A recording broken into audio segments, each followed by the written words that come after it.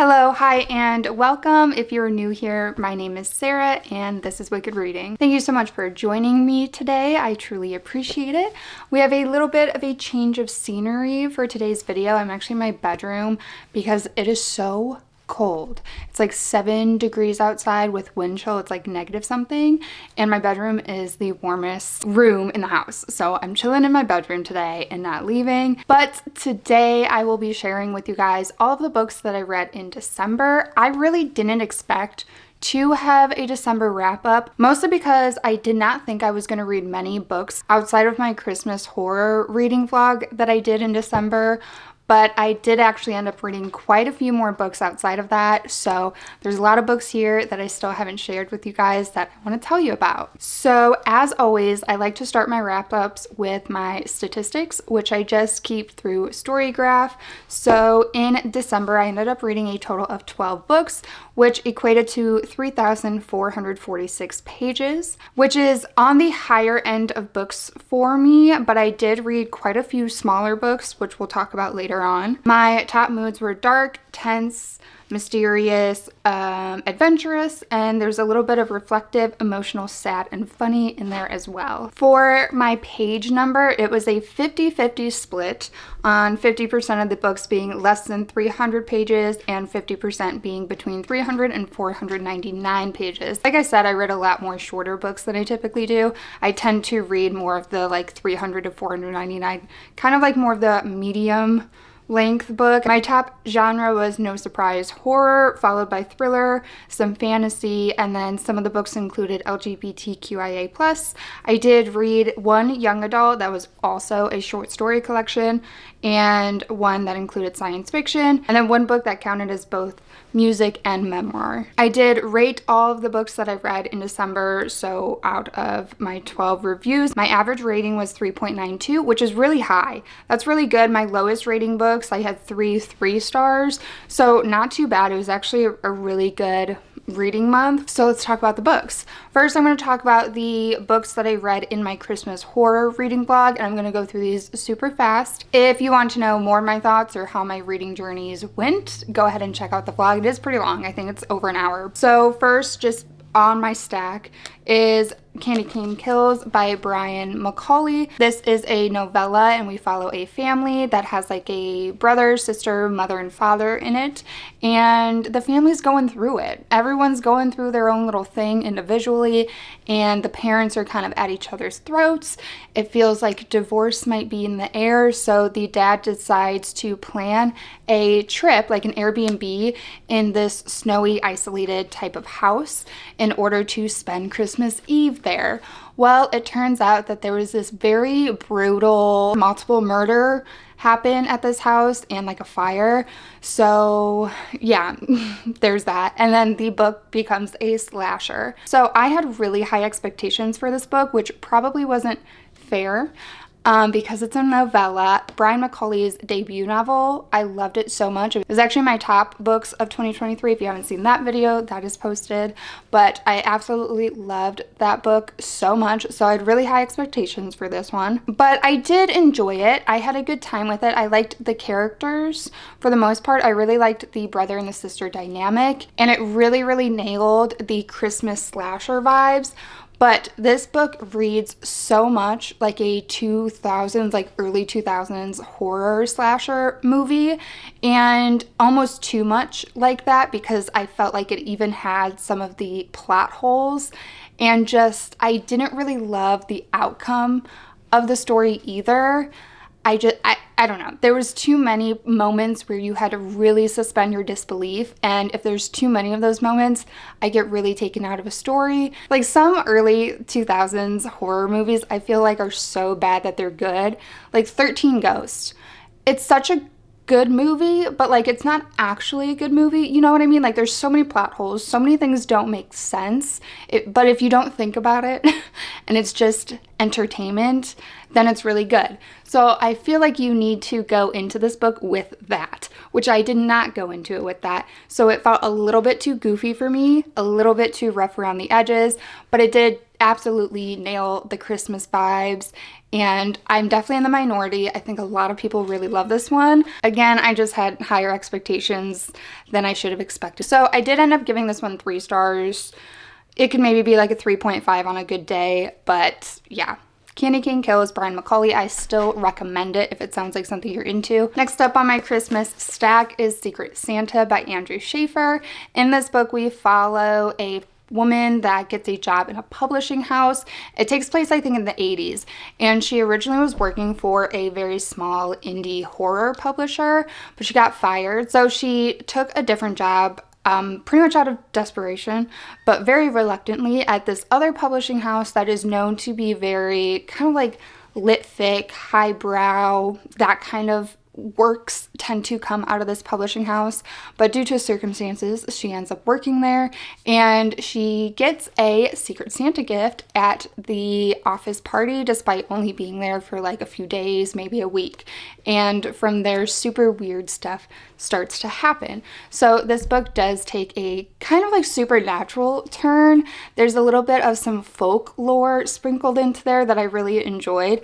I had a really fun time with this book. It has a lot of nods and odes to kind of classic horror. It talks a lot about like Stephen King and stuff like that, and just like all the 80s nostalgia. I really, not that it's like nostalgic for me because I wasn't alive then, but I like 80s themes and like 80s culture references. So I had a really fun time with this one. But I will say, I just felt like the ending could have packed a little bit more of a punch. I wanted it to go a little bit farther. It felt a little bit PG-13 in that way, if you catch my drift. So I don't think that this is a YA, but it did feel a bit PG-13. But I did have a really fun time with this one. I think in my vlog I gave it 4.5, but as I'm sitting here now, it feels a bit more maybe like a 4 or a 4.5. So Secret Santa by Andrew Schaefer. Then I read Where the Dead Go to Die by Aaron Dries and Mark Allen Gunnels. This was definitely the least Christmassy book that I read in the vlog. There's technically a day that takes place on Christmas and Christmas Eve, but it's just really set in like snowy Chicago. Like the Christmas atmosphere doesn't really come into play. But this is a very different and, in my opinion, unique take on the whole like zombie book. In this world, people become infected, but it's not like an instantaneous type of change. They become infected, but it takes a while for their bodies to fully change into these zombies. And everyone's a little bit different. Some people take longer than others, but it was just really interesting because as soon as they get infected, they still fully have their humanity. But when these people get infected, they end up getting sent to kind of like a hospice type of center where the dead go to die. So they pretty much go there to just live out the rest of their humanity lives until they fully change and eventually die. So we follow a nurse that ends up taking a job at this hospice, and I just thought it was really interesting. It's not a very action-packed book by any means. It does get quite actiony at the end, but a lot of this book is kind of just peeking into all these different types of people. We get all these glimpses into how different people are reacting differently to this new change in society, and how, you know, grief and fear, how those can manifest differently for different people, and how sometimes the fear of something can become something much more violent. So I just thought it was really interesting and such a unique take, especially with the whole merging the zombie with a hospice setting. I don't know, I really enjoyed the setting, but it is a very bleak book. This book is bleak the whole way through. It's a bleak ending. It's not a fun read by any means. I love when zombie books in particular kind of have something to say about humanity in general. Overall, I did really enjoy it, and I gave it 4 stars. Then I also read The Visitor by Sergio Gomez on my Kindle. This is available on KU. This is a very short story. It's like under 100 pages, and it follows this group of strangers that end up meeting and converging at this diner in the middle of this really bad snowstorm on Christmas Eve, and aliens come, and that's pretty much it.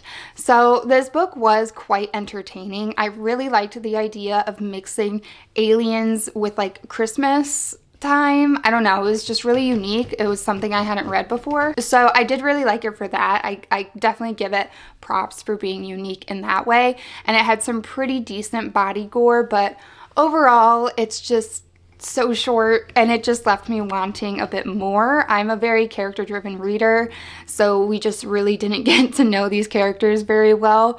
So it is what it is. It's a short story, so I can only connect with it so much for my particular reading taste, but it was fun and entertaining. I did end up giving it 3 stars. I do think it's a fun read, fun quick read, especially around Christmas time. Then this one I will keep the absolute briefest because I talked about it in my top books of 2023, and that is Krampus by Bram. This book is pretty much Krampus versus Santa Claus, and I loved it. I really had a fun time. It ties in a lot of Norse mythology, this idea of lost gods. I absolutely loved Krampus in this book, like Krampus's daddy. I love him, Daddy Krampus all the way. I had a fun time. It includes this kind of like motley crew, oddball, reluctant found family aspect, which I thought was really fun and dynamic. All the characters were super fun and dynamic. All the characters are super gray.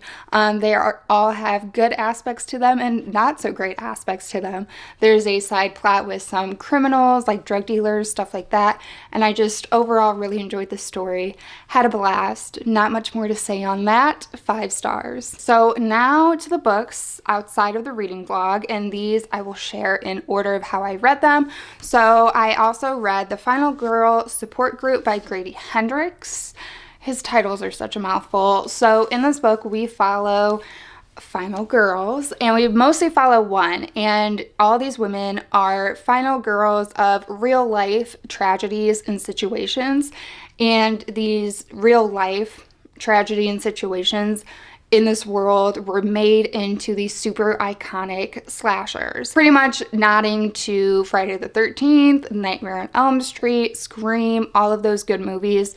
That's pretty much what this is based around. And then it turns out that somebody seems to be trying to take out all of these final girls, and it's up to our main character to figure out who, why, and put a stop to it. So yeah, I ended up really enjoying this book. I did listen to the audiobook because it is actually read by the original actress in the original Friday the 13th, which I thought was super cool.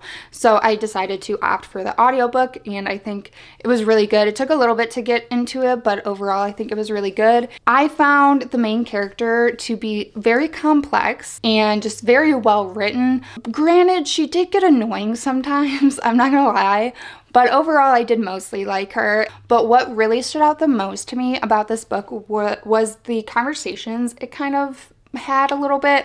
It really kind of brought up this idea of how easily we consume such brutality in these movies, specifically against women, and how easily we consume violence against women and death and gore, but then we really shy away from natural death, from somebody naturally dying, and then also how we will idolize these killers and just forget about the women that were in these stories and stuff like that. And I really, really enjoyed those conversations. I really, really enjoyed those tie-ins to the story. But I will say the plot wasn't like so amazing. I did enjoy it. But I do think specifically the ending could have done a little bit something different. The ending felt a little bit like a dud. I wanted more character interaction at the end. It kind of just came and went very fast, I felt like. But overall, I did really enjoy the premise of this. I love any books pretty much that are talking about like 80s slashers. There was like 2 in my favorite books of 2023, like on that list alone. So anytime a book brings in like classic horror, I just will almost immediately eat it up. So that kind of thing just works for me nearly every time. So overall, I did really enjoy it. I think I gave it a 4.5. This is another one that kind of like the more I think about it, I do feel like I forgot quite a bit of this book, and the more I think about the plot, it was like, okay. So it might be a little bit more of a 4 at this point, but it's a 4.5 on my Goodreads. After that, I listened to the audiobook for Stolen Tongues by Felix Blackwell.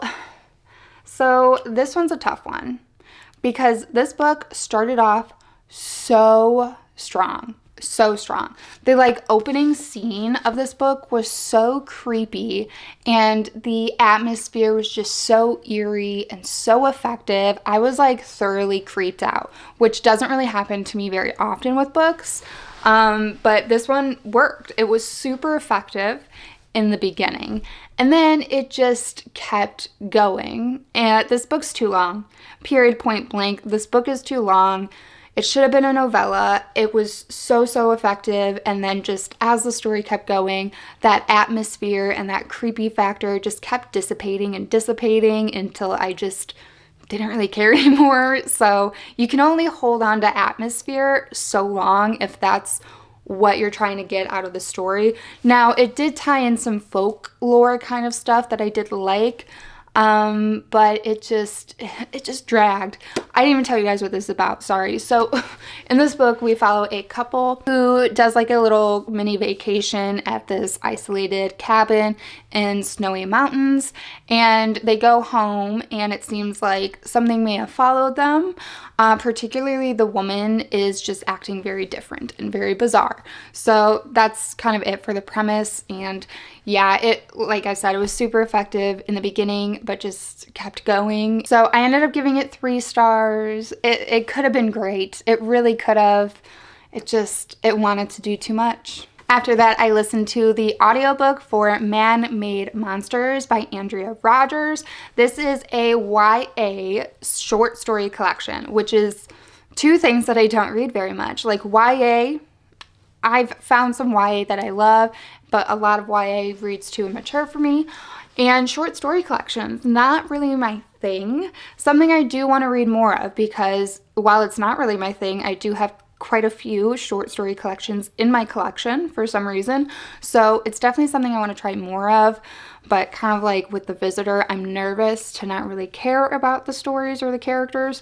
But this one really surprised me. So the whole like point, I guess, of all the short story collections is at its core, they all tie in Cherokee culture and Cherokee legends, and I just really appreciated that and really loved it, and I feel like I learned a lot. The author is a Cherokee woman, and a lot of the stories were very inspired by other things. The second story, I believe, really stood out to me, and it was like definitely inspired by Frankenstein, so I really liked that. There is a story called American Predators, which is inspired by the show American Pickers, and I thought that that one was really fun. That one's actually told in second person, which was very interesting. I've never read like second person for that long. I've had a couple of books, Rouge by Mona Wad. I know 1 or 2 chapters in that book was second person, so it was really interesting to have like a full story, even though it's still a short story,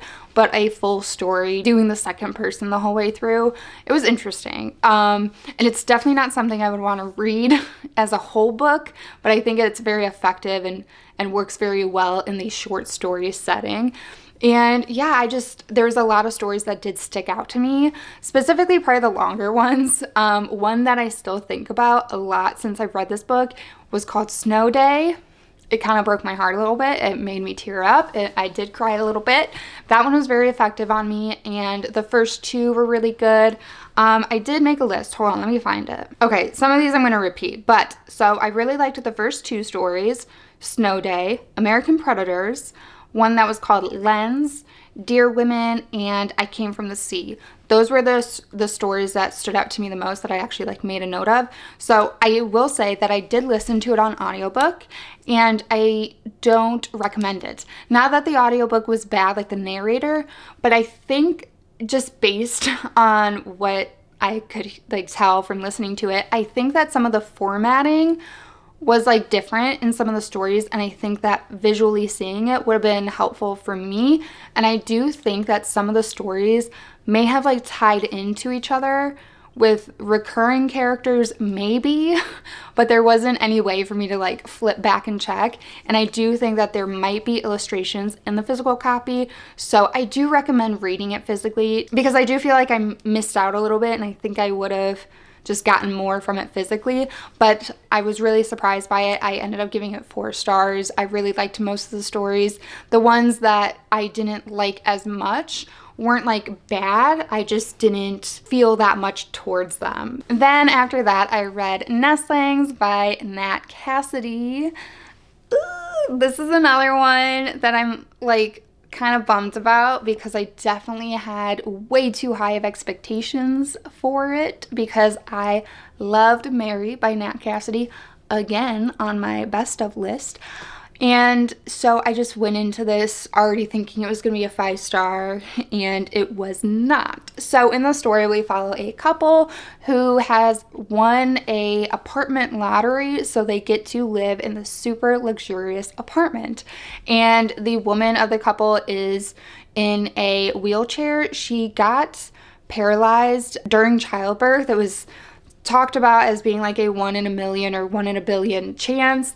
I don't remember if it was like potentially temporary or they just like didn't really know, but that being said, she is currently in the story in a wheelchair, and this apartment is not very wheelchair accessible because it's very old. And so that kind of ties into some of the plot conflicts along the way. But anyways, they have recently had a baby, and yeah, so there's that. So one thing that I think ruined my experience with this book is I did know where the story was going in a way. I knew what element to expect. So I feel like I was waiting for the reveal to happen because I kind of already knew what it was. And I feel like that took a lot out of my experience because the reveal does not happen until like 200 pages in. So there's that. I feel like that took a little bit from me. I think if I went into this totally blind, it would have been more effective for me. But I also had other issues. I did not really love the characters. We followed the guy. His name's Reed. We followed him too much. I wanted to follow the girl way more. I don't remember her name, Anna. I wanted to follow Anna way more than we did. I was kind of getting annoyed at Reed. I didn't really like him very much. And his story kind of starts to go in this research territory where he's trying to find out all the stuff about the building and stuff. And I just didn't really like it. Anna's stuck at home, and it was hinted at that she has these very complex emotions and borderline animosity towards her daughter because the reason she's in a wheelchair is because of the birth. So I really wanted to explore that much more than we did. I thought that that was a really interesting, complex, difficult type of situation to go through. So I wanted to explore that much more than we did. And then the pacing was just weird. It really dragged at certain points for me. I feel like certain things in the book should have happened at different moments. I don't know. I feel bad because the author's note is Nat Cassidy talking about how very cathartic this was in writing because it comes very much from his personal experience in a lot of ways, but I really did not connect to it. Now, I will say the element did go farther and have a much more unique take than I expected, and I did really like some of the imagery. Like, this wasn't a total bad book at all. Some of the imagery was really, really cool. Some of the body stuff was cool. Some of the imagery was a little bit too unique, and I had no idea what to imagine or picture in my head. So I would love to see some like artist renditions of some of the scenes in this book, particularly towards the end, because at a certain point I was like, I don't even know what I'm supposed to be seeing in my mind's eye right now. So some of the imagery was a little bit too unique, but some of the imagery was really cool, and the premise was really cool. But yeah, it just fell a little bit short for me, unfortunately. And it made a lot of modern day references, which I cannot stand. I don't know what it is. It just immediately makes me cringe and takes me out of the story. I don't mind, and actually I love pop culture references from different eras, from like the 80s or like the 70s, even the 2000s. Talk about MySpace or something. I love that. If that makes sense with the story. In a horror setting, I don't want to read the word Netflix. No, I don't know what it is, but it just will immediately make me roll my eyes. So it did make a few modern day references that I don't like. It has its place in certain books, like maybe like a fluffy romance or something that's like already very, I don't want to say like superficial writing, but like it's not like a deep, serious book. It's fine there. In a deep, serious book, I don't want it. I did give it 3 stars. Again, not horrible, just like didn't do it for me, sadly. But I feel like I'm in the minority. People love this one. I just absolutely love to marry more. I have 3 books left to talk about. I'm going to try to go fast because I am losing daylight. So then I listened to the audiobook for The Woman in Me by Britney Spears. And it's so funny because Britney only reads like the prologue or the intro, whatever it is in this book. And a woman named Michelle something actually reads the rest of the book. But she sounded like Britney. She sounded like young Britney. So it was very interesting because it's just very well casted for that. So this book is Britney Spears' memoir. I don't think I need to say much more. I am just so incredibly sympathetic. My heart breaks for her, for all the stuff she's dealt with. I grew up with her in the tabloids. I grew up with all those girls like Lindsay Lohan, Paris Hilton. Those were like the girls that we kind of looked up to and that were in the tabloids and being so targeted pretty much. So it's just really interesting to finally be able to hear from her. And I just, it's such a heartbreaking story. Now, I will admit that it's not the best written memoir that I've ever read, but like, what do you expect? She barely had a childhood, so she did not go to school for writing. I just still gave it 5 stars.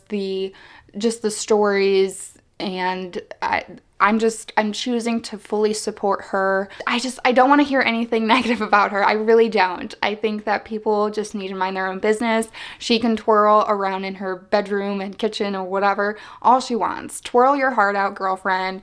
I just want her to absolutely love the rest of her life and be able to do what she wants, eat what she wants, go out when she wants, do whatever she wants, and to not have everybody question her so much.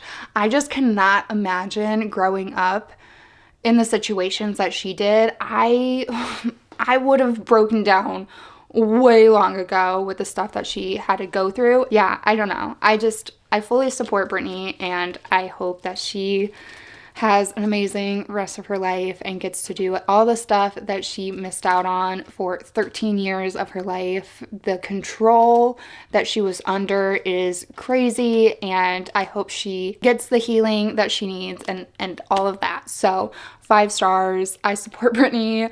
Leave Britney alone. No Britney slander in this house. Thank you. And then I listened to the audiobook for They Never Learn by Lane Fargo. I feel like I did a lot of audiobooks in December, so that's probably why I was able to get through more than I thought I would. This book was really good. So this is pretty much the epitome of good for her. We follow our main character, Scarlett. I think her name was Scarlett. And she is a professor at a college, and she picks out boys/men to take out and kill because they are not good men.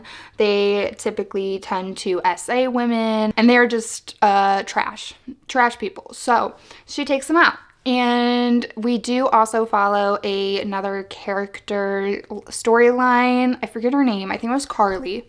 And she is like going to college and starting college. I really loved following Carly's storyline because it made me remember how exciting starting college was and like walking around campus for the first time and this and that. And it was very well done, and it really brought me back to my college days.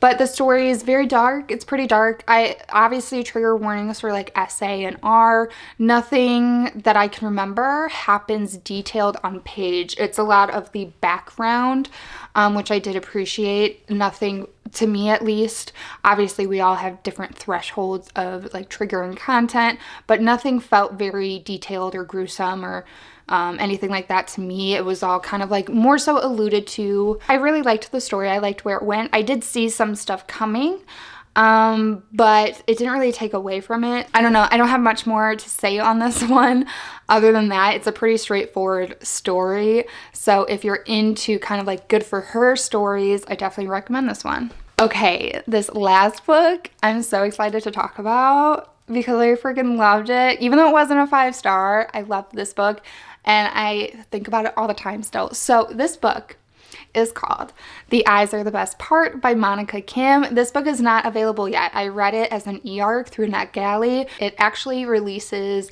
June 25th. So it's gonna be a little bit of a wait, but this book was so good. This is unhinged woman, good for her, bizarre, just all of my favorite things in this book.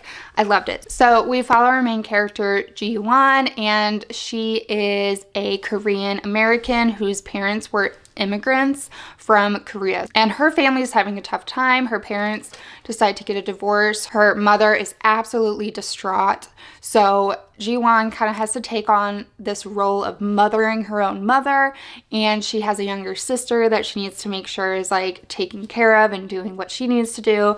And then eventually her mother starts dating this white man who has like an Asian fetish and fetishizes Asian women really badly and disgustingly. So I really loved the conversation that was happening with that. And then eventually her mother convinces Ji-won to eat a fish eye because it's supposed to be good luck in Korean culture.